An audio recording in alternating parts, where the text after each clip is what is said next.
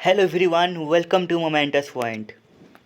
तो फ्रेंड, आप सभी का फिर से स्वागत करता हूं अपने यूट्यूब चैनल मोमेंटस पॉइंट में।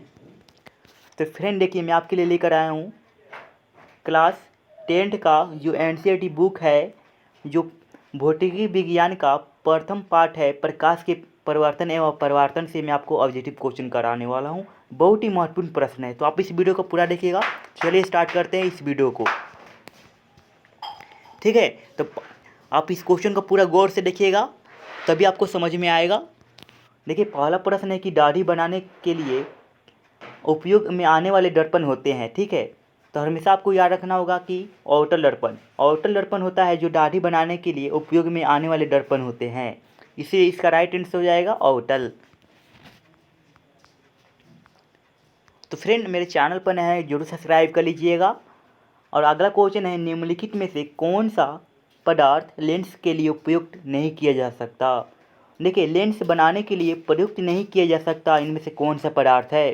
तो देखिए, आपको याद रखना होगा मिट्टी हो जाएगा। इसका राइट आंसर हो जाएगा मिट्टी हो जाएगा। ये तीनों है जो ABC, जो तीनों है जो लेंस बनाने के लिए प्रयुक्त करते हैं। ठीक है, मिट्टी को नहीं करते हैं। हमेशा याद रखिएगा, क्वेश्चन बार बार पूछे जाते हैं कि इनमें से निम्नलिखित में से कौन सा पदार्थ लेंस के लिए प्रयुक्त नहीं किया जा सकता इन्हें बनाने के लिए। इसलिए मिट्टी हो जाएगा, मिट्टी को नहीं करते हैं। और अगला क्वेश्चन है, निर्गत किरण तथा अभिलंब के बीच बने कोण को कहते हैं। देखिए, निर्गत किरण तथा अभिलंब के बीच बने कोण को हमेशा याद रखिएगा, सी इसका राइट आंसर हो जाएगा, निर्गत कोण कहते हैं।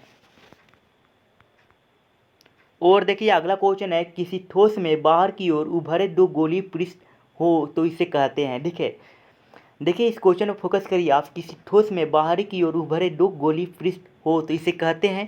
तो हमेशा याद रखिएगा, उत्तल इसका लेंस हो जाएगा। सही उत्तर हो जाएगा ऑप्शन सी हो जाएगा।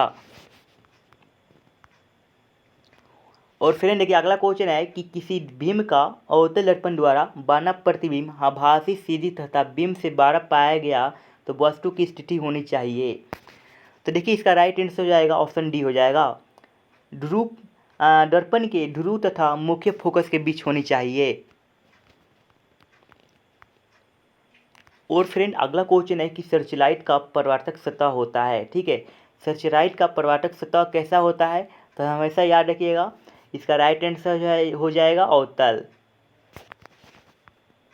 और फ्रेंड देखिए, अगला क्वेश्चन है, निर्वात में प्रकाश की चाल होती है। ठीक है, निर्वात में प्रकाश की चाल कितनी होती है, तो हमेशा याद रखिएगा, इसका ऑप्शन इसका ए हो जाएगा, 3 × 10⁸ यानी हमेशा याद रखिएगा 3 × 10⁸ मीटर प्रति सेकेंड होता है निर्वात में प्रकाश की चाल। ये क्वेश्चन बहुत ही इंपॉर्टेंट है, इस क्वेश्चन पर फोकस करिए, याद भी कर लीजिएगा। जितने भी ऑब्जेक्टिव क्वेश्चन करा रहा हूँ, इस वीडियो को पूरा देखिए। ठीक है, इससे बाहर बिल्कुल ही प्रश्न नहीं पूछे जाते हैं। और अगला क्वेश्चन है, परिवर्तन के नियम से निर्धारित होता है। ठीक है, परिवर्तन के नियम से निर्धारित होता है, तो हमेशा आपको याद रखना होगा कि आपतन कोण यानी आपतन कोण परिवर्तन कोण के क्या होते हैं, बराबर होते हैं। ठीक है, अब अगला क्वेश्चन देखते हैं। फ्रेंड, अब अगला क्वेश्चन है कि हजामत के लिए किस दर्पण का उपयोग करते हैं। ठीक है, हजामत के लिए किस दर्पण का उपयोग करते हैं, तो इसका राइट आंसर हो जाएगा ऑप्शन इसका ए हो जाएगा। हमेशा याद रखना होगा, अवतल दर्पण का हजामत बनाने के लिए उपयोग करते हैं। और देखिए फ्रेंड, अगला क्वेश्चन है, प्रकाश की किरणें गमन करती है। ये क्वेश्चन बहुत इंपॉर्टेंट है।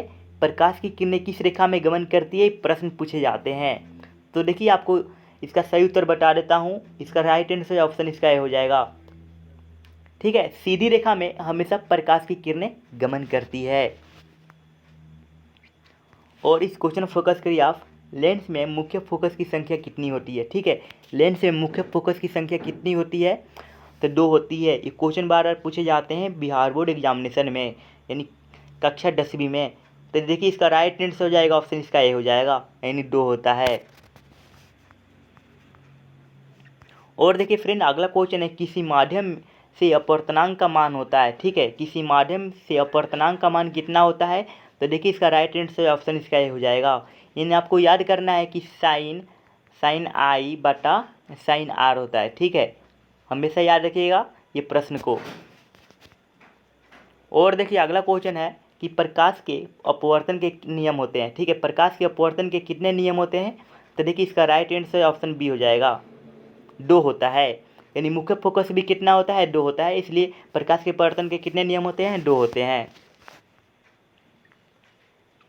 और देखिए फ्रेंड अगला क्वेश्चन है कि वस्तु से छोटा और आभासी प्रतिबिंब इनमें से किस दर्पण से प्राप्त होता है? ठीक है, तो देखिए इसका राइट आंसर ऑप्शन डी हो जाएगा। याद रखिएगा, उत्तल दर्पण इसका राइट आंसर हो जाएगा। और देखिए अगला क्वेश्चन है कि उत्तल दर्पण में किस प्रकार का प्रतिबिंब बनता है? देखिए उत्तल दर्पण में किस प्रकार का प्रतिबिंब बनता है? तो पहला देखिए वास्तविक प्रतिबिंब बनता है, या आभासी प्रतिबिंब बनता है, या ए और बी दोनों होगा, या डी इनमें से कोई नहीं होगा। तो देखिए इसका राइट आंसर आपको बता दें कि देखिए इसका राइट आंसर हो जाएगा आभासी प्रतिबिंब। ठीक है, आभासी प्रतिबिंब होता है जो उत्तल दर्पण द्वारा बना प्रतिबिंब होता है। और अगला क्वेश्चन देखिए, और अगला क्वेश्चन है समतल दर्पण द्वारा, देखिए समतल दर्पण द्वारा क्या बनते हैं? ठीक है, समतल दर्पण द्वारा क्या बनते हैं, वो कौन सा प्रतिबिंब बनता है? तो आपको देखिए पहला ऑप्शन दिया है आभासी प्रतिबिंब बनता है, या वास्तविक प्रतिबिंब बनता है, या ए बी और दोनों बनता है, या डी इनमें से कोई नहीं। तो आपको याद रखना होगा वास्तविक प्रतिबिंब बनता है। ठीक है, ऑप्शन इसका बी हो जाएगा, वास्तविक प्रतिबिंब बनता है। और अगला क्वेश्चन है कि वस्तु से छोटा प्रतिबिंब बनता है। ठीक है, वस्तु से छोटा प्रतिबिंब कौन सा दर्पण बनाता है? तो देखिए इसका राइट आंसर ऑप्शन डी हो जाएगा। याद रखिएगा ऑप्शन डी इसका राइट आंसर हो जाएगा, ए और बी दोनों, यानी ये भी हो जाएगा, यानी ऑप्शन इसका ए भी हो जाएगा और बी भी हो जाएगा, यानी अवतल दर्पण और उत्तल दर्पण दोनों हो जाएगा राइट आंसर। और देखिए अगला क्वेश्चन है प्रकाश क्या है? तो हमेशा याद रखिएगा, पहले ऑप्शन देखिए दिया है कि कणों का प्रवाह है, या आंखों को प्रभावित करने वाली ऊर्जा है, या तापकरण बढ़ाने वाली ऊर्जा है, या डी इनमें से कोई नहीं। तो देखिए आपको याद रखना, इसका सही उत्तर आपको बता दें कि इसका सही उत्तर हो जाएगा ऑप्शन इसका ए हो जाएगा, यानी कणों का प्रवाह है जो प्रकाश है। और देखिए अगला क्वेश्चन है जिस दर्पण में प्रतिबिंब सीधी और आकार के वस्तु के बराबर हो तो वह दर्पण है।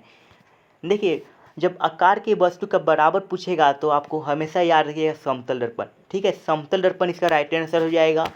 और समतल दर्पण होता है जो पूरी तरह से बराबर होता है और प्रतिबिंब भी सीधा दिखाई देता है। और देखिए अगला क्वेश्चन है फ्रेंड, इस क्वेश्चन फोकस करिए, क्वेश्चन है सॉल्व करने वाला। ठीक है, यानी एक गोलीय दर्पण की, इस क्वेश्चन में फोकस करिए, 20 नंबर प्रश्न है कि एक गोलीय दर्पण की वक्रता त्रिज्या 40 सेंटीमीटर है तो उसकी फोकस दूरी क्या होगी? देखिए मैं आपको हल करके बता देता हूँ। इसमें क्या पूछा है कि इसमें वक्रता त्रिज्या तो दे दिया है 40 सेंटीमीटर, और फोकस दूरी ज्ञात करने के लिए तो हमेशा याद रखिएगा कि इसमें फोकस दूरी ज्ञात करना है। तो फोकस को हम किस चीज़ से सूचित करते हैं? तो एफ से, यानी इसका एफ सूत्र होता है F/R/2 होता है। ठीक है, R/2 होता है। तो देखिए इसमें त्रिज्या कितना दिया है, वक्रता त्रिज्या 40 सेंटीमीटर दिया है। तो देखिए सब 40/2 कर देंगे। ठीक है, अब कटा देंगे तो कितना आ जाएगा 20, इसलिए 20 सेंटीमीटर। देखिए इसमें आंसर दिया है तो कहाँ पर दिया है, तो इसका राइट आंसर ऑप्शन इसका सी हो जाएगा। याद रखिए 20 सेंटीमीटर इसका राइट आंसर हो जाएगा। फ्रेंड इतना ही क्वेश्चन था। वीडियो अच्छा लगा जरूर सब्सक्राइब करिए मेरे चैनल को, और दोस्तों को भी शेयर करिए इस वीडियो को। और तब के लिए बाय दोस्तों, अगली वीडियो में मिलता हूँ। आप मेरे चैनल पर नए जो सब्सक्राइब कर लीजिए।